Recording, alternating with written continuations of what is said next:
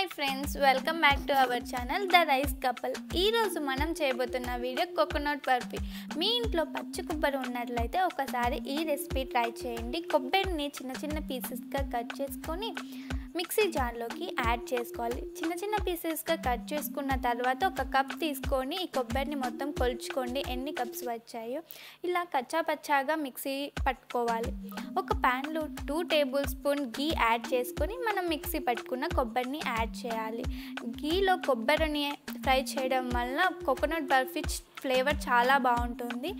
ఇలా లో to medium ఫ్లేమ్లోనే మనం కొబ్బరిని అనేది ఫ్రై చేసుకుంటూ ఉండాలి.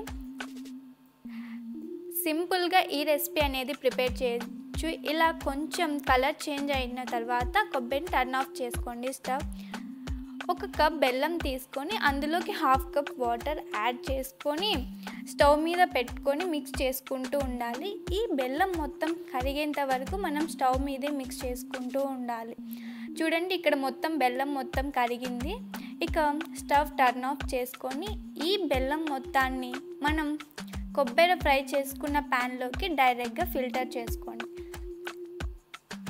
ఇలా ఫిల్టర్ చేసుకున్న తర్వాత ఈ కొబ్బరి మిశ్రమాన్ని మొత్తం మళ్ళీ స్టవ్ మీద పెట్టి బెల్లం వాటర్ కొబ్బరికి కలిసేంత వరకు బాగా మిక్స్ చేసుకుంటూ ఉండాలి. ఇలా కొబ్బరి మిశ్రమాన్ని తిప్పుతూ లో టు మీడియం ఫ్లేమ్లో మనం ఇది కుక్ చేసుకోవాలి. మధ్య మధ్యలో ఒకసారి ఇలా ఉంట చేసుకుంటూ చెక్ చేసుకుంటూ ఉండాలి. ఉంట అయినట్లయితే మనకి కోకోనట్ బర్ఫీ అనేది పర్ఫెక్ట్గా కుక్ అయినట్టు.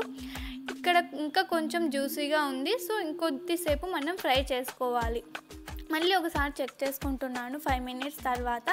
ఇంకా కొంచెం ముద్ద అవ్వాలనిపించింది. ఇంకొక 5 నిమిషాల వరకు ఫ్రై చేసుకున్నాను కోకోనట్ని. చూడండి, ఇప్పుడు చూడండి కరెక్ట్గా ముద్ద అయ్యింది. సో ఒక 5 నిమిషాల వరకు అలాగే ఫ్రై చేసుకొని ఆ తర్వాత స్టవ్ ఆఫ్ చేసుకున్నాను. ఒక బౌల్ తీసుకొని అందులోకి ఆయిల్ అప్లై చేసి ఈ కోకోనట్ బర్ఫీ మిశ్రమాన్ని మొత్తం ఈ బౌల్లోకి వేసుకోవాలి. చాలా సింపుల్గా చేసుకోవచ్చు ఈ కోకోనట్ బర్ఫీ అనేది. మీరు కూడా ఒకసారి ట్రై చేసి చూడండి, ఖచ్చితంగా నచ్చుతుంది మీకు.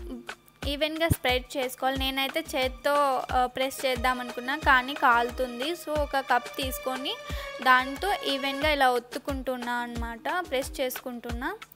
ఇలా ప్రెస్ చేసుకున్న తర్వాత కాజు కట్ చేసుకొని పైన యాడ్ చేసుకోండి.